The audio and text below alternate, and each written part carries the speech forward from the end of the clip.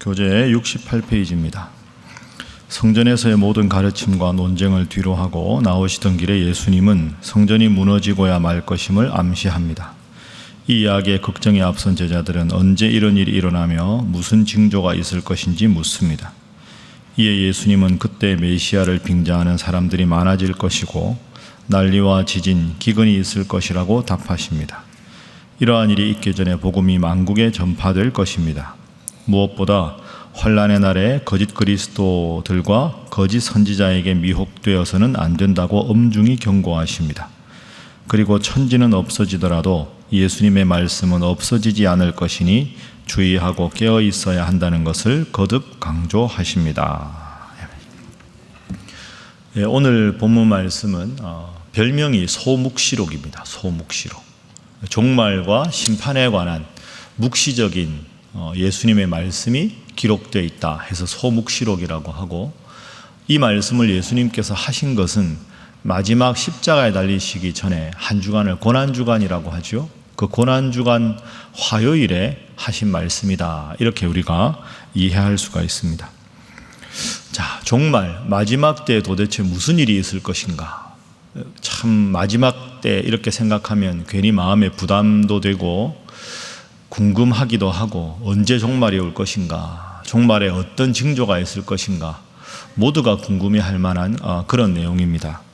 자, 먼저 오늘 본문 말씀 6절, 자 13장 6절, 자 5절 6절 두 절을 함께 읽어보겠습니다. 시작. 예수께서 이르시되 너희가 사람의 미혹을 받지 않도록 주의하라. 많은 사람이 내 이름으로 와서 이르되 내가 그라하여 많은 사람을 미혹하리라. 아멘. 마지막 때가 되면 다 내 이름으로 와서 내가 그라, 내가 예수다, 내가 재림주다, 그렇게 자처하는 많은 사람들이 있을 것이다. 그러니까 요즘 말로 하면 영적으로 더 혼탁해지고 많은 이단들이 생겨날 것이다. 이것이 종말의 징조라 하는 것이죠. 비단 종말뿐 아니라 우리가 늘 경계해야 될 것이 이것 아니겠습니까? 그래서 오늘 첫 번째 기도 제목은 영적인 분별력을 갖게 하소서 하는 것입니다. 늘 영적인 분별력을 가지고 잘못된 가르침에 미혹되지 않도록 하는 것. 그래서 많은 사람들이 내가 재림주다, 내가 메시아다, 그렇게 자처하는 사람들이 있더라도 그런 잘못된 가르침에 현혹되지 않는 것이 필요하겠지요. 어제 저도 뉴스를 봤는데 여러분도 많이 들어보셨을 텐데, 중국의 전능신교라고 이른바 동방번개라고 하죠. 그게 얼마나 심각한 이단인지, 그 종교를 믿지 않으면 사람을 죽이기도 하고, 그게 어제 뉴스에 나왔습니다. 그리고 은혜로교회 신옥주라고 하는 여자 목사가 피지에다가 집단 농장을 지어놓고 지옥같이 사람들을 부리고, 우리가 상상도 할 수 없는 많은 일들이 벌어집니다. 제가 교수로 있을 때 중국의 신학교 교수들이 한번 세미나를 좀 오라고 해서 제가 학교를 대표해서 간 적이 있습니다. 그때가 벌써 횟수로 정확하게 따지면 한 8년 전인 것 같은데요. 중국의 신학대학 교수들이 이제 우리나라 교수님들보다 수준이 좀 낮으니까 신약학 교수님한테는 바울에 대해서 좀 가르쳐 달라, 그리고는 한 분한테 이단에 대해서 가르쳐 달라고, 그 이제 저보고 가라 그래 제가 갔습니다.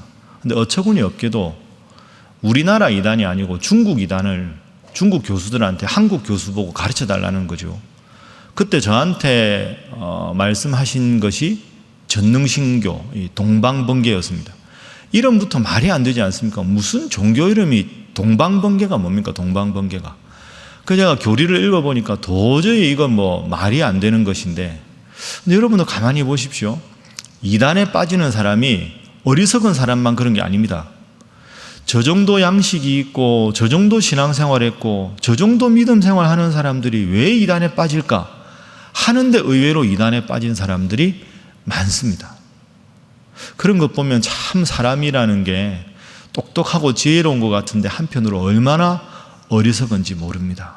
오늘도 예수님께서 분명히 예언하셨죠. 말세가 되면 내가 재림주다, 내가 예수다 자처하는 자들이 그렇게 많을 것이다 경고하셨는데, 그런데 이 경고를 어느새 생각지도 아니하고 그런 어처구니 없는 잘못된 그런 곳에 빠지는 사람들이 많습니다. 내가 나를 보아도 참 부족하고 어리석은 겁니다. 늘 영적인 바른 가르침에 그리고 이곳저곳 치우침이 없이 항상 우리가 늘 영적인 기초 체력을 길러야 우리가 육체적으로도 병에 안 걸리듯이 늘 말씀 읽고 늘 기도하고 바른 이 말씀 위에 서서 영적으로 그 어떤 세력이 여러분을 미혹하더라도 시험에 빠지지 마시고 믿음 생활 잘 하시는 깨어있는 여러분 되시기를 주님 이름으로 축복합니다. 자, 두 번째 기도 제목은 세상적인 것에 너무 집착하지 않게 하소서 하는 기도 제목입니다. 세상적인 것, 그죠? 나만을 위한 것, 그 세상적인 것에 너무 집착하지 않는 것, 그게 점점 말세가 되어 갈수록 우리가 스스로 살펴야 될 기도 제목이라 하는 것이지요. 자, 오늘 본문 14절 말씀에 보면 멸망에 가정한 것이 서지 못할 곳에 선 것을 보거든 그때 유대에 있는 자들은 산으로 도망할지어다. 멸망에 가정한 것이 서지 못할 곳에 선 것, 이게 무엇일까? 여러 가지 추측이 가능하지만 예루살렘 성전의 멸망, 그리고 우상을 숭배하는 습관이 예루살렘에 팽배한 것, 이렇게 볼 수가 있습니다. 지금도 우리가 예루살렘의 성지답사를 가보면 솔로몬 성전이 있던 자리에 성전이 있는 게 아니라 이슬람 사원이 있죠. 오늘 본문 말씀이 어쩌면 그 본문 그 내용과도 연결된다고도 볼 수 있습니다. 자, 종말이 되면 어떻게 하라 예수님 지침을 주셨는데요. 15절 16절 함께 읽어보겠습니다. 시작. 지붕 위에 있는 자는 내려가지도 말고 집에 있는 무엇을 가지러 들어가지도 말며 밭에 있는 자는 겉옷을 가지러 뒤로 돌이키지 말지어다. 아멘. 지붕 위에 있는 자는 내려가지 말고 집에 있는 무엇을 가지러 집에 들어가지 말고 밭에 있는 자는 겉옷을 가지러 뒤로 돌이키지 말라. 이 말씀은 종말의 때가 될수록 하나님을 믿는 신앙에 집중해야지 집에 있는 겉옷 이런 것은 세상적인 것을 말하는 거죠. 그러니까 오늘 본문은 종말이 다가오면 다가올수록 우선순위를 분명하게 하라 이런 뜻입니다.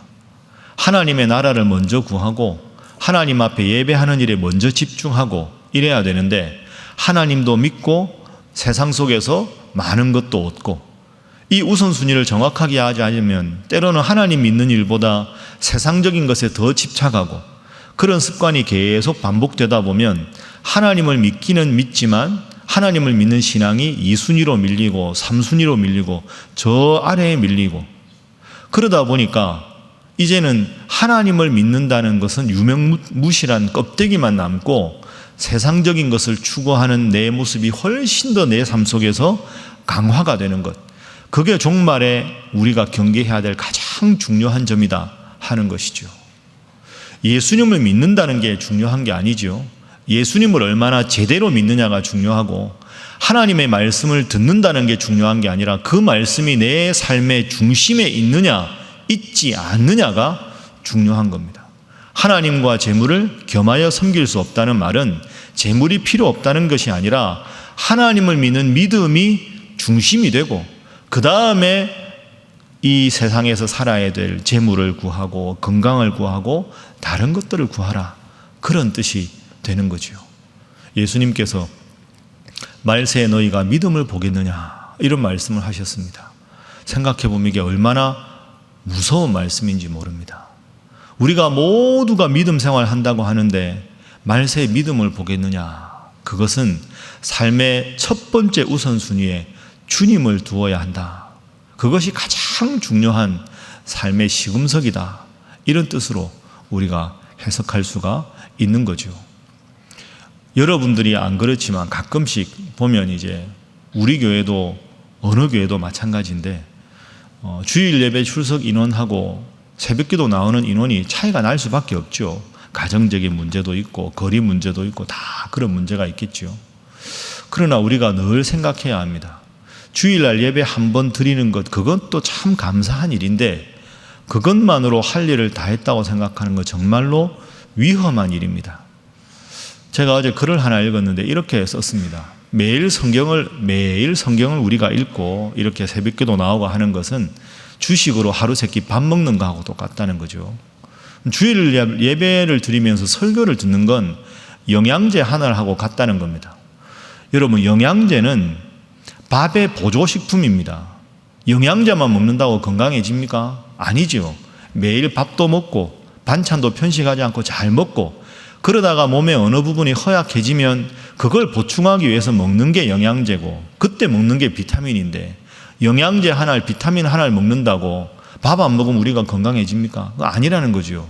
매일 말씀을 읽고 매일 기도를 하고, 그러면서 부족한 부분, 잘못될 수 있는 부분을 주일 예배를, 공식적인 예배를 통해서 보완해 나가는 것이 우리의 영적인 삶이라는 거죠. 나는 과연 어떠한가? 우선순위가 하나님께 있는가? 말씀에 있는가? 내 삶의 중심에 주님이 계신가? 다시 한번 이 종말의 때 깊이 묵상하시고 주님을 1등으로 섬기시는 여러분 모두가 되시기를 주님 이름으로 부탁합니다. 마지막 세 번째 기도 제목은 바른 믿음에 서게 하소서 하는 것입니다. 깨어서 바른 믿음에 서는 것, 그것이 중요하다 하는 것이죠. 다른 말로 하면 깨어있는 신앙입니다. 깨어있는 신앙. 오늘 본문 말씀에서도 우리 예수님께서 말씀하셨습니다. 자, 종말이 언제 올 것이냐, 이 질문에 대한 예수님의 대답입니다. 32절 33절 두 절 함께 읽어봅니다. 시작. 그러나 그날과 그때는 아무도 모르나니 하늘에 있는 천사들도 아들도 모르고 아버지만 아시느니라. 주의하라, 깨어있으라. 그때가 언제인지 알지 못함이라. 아멘. 자, 37절도 함께 읽습니다. 시작. 깨어있으라. 내가 너희에게 하는 이 말은 모든 사람에게 하는 말이니라 하시니라. 아멘. 한번 따라해 보겠습니다. 깨어있으라. 깨어있으라. 종말에 대한 가장 성경의 중요한 가르침을 한마디로 하면 깨어있으라 하는 것이죠. 언제 종말이 올 것이냐, 그 중요한 것 아니고, 종말의 징조가 과연 종말의 징조냐, 그냥 일상적인 징조냐, 그 따지는 게 중요한 게 아니라는 겁니다. 예수님의 가르침의 핵심은 깨어있으라. 주님이, 하나님이 언제 오시더라도, 설령 지금 오시더라도 주님 앞에 바른 신앙의 태도를 갖고 살아가는 게 중요하다. 그러니까 사실은 깨어있으면 언제 종말이 올까 하는 건 중요하지 않습니다.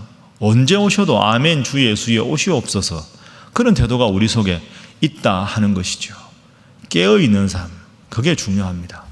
한번 복습을 한번 해볼까요? 깨어있는 삶이 뭘까? 제가 이번 주 주일날 단어 3가지로 말씀드렸죠. 우리가 이 세상 속에서 늘 살아가야 될 때 맨 처음에 제일 중요한 건 사명이 무엇인가, 하나님이 나에게 주신 사명이 무엇인가, 그걸 기억하는 게 깨어있는 삶이라고 말씀드렸습니다. 사명 다음이 뭐였습니까? 기억을 다 하고 계시군요. 은혜입니다. 따라하겠습니다. 은혜. 은혜 다음이 뭐죠? 따라합니다. 겸손. 따라하겠습니다. 사명, 은혜, 겸손. 이 3단어를 꼭 기억하십시오. 깨어있다는 게 뭘까?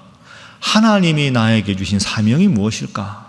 집에서의 역할, 교회에서의 사명, 직장에서의 역할, 그 사명을 늘 생각하면서 하나님 뜻대로 살아가는 사명에 집중하는 삶, 이게 우리가 이 세상 속에 추구해야 될 삶이라는 거죠. 그런데 내가 내 사명을 감당하려고 아무리 노력해도 내가 부족해서 잘 못합니다. 그러니까 사명에 집중하면 나는 아무것도 아니구나 생각하니까 하나님의 은혜 아니면 안 된다고 은혜 고백이 있는 거죠. 그 은혜의 고백이 매일매일 쌓이면서 은혜로 살아가는 삶이 겸손입니다. 그러니까 사명, 은혜, 겸손, 이 3단어가 우리의 평생의 고백이 되는 것이 오늘 본문으로 말하면 깨어있는 삶이 되는 줄로 믿습니다. 오늘 하루도 살아가실 때 하나님 나에게 주신 기도의 사명, 영적인 파수꾼의 사명 잘 감당하시고, 날마다 사명 감당하실 때마다 주의 은혜 아니면 제가 살아갈 수 없습니다. 은혜의 고백을 통해서 늘 겸손하고 섬기시는, 깨어 살아가시는 여러분 되시기를 주님 이름으로 부탁합니다. 기도하겠습니다.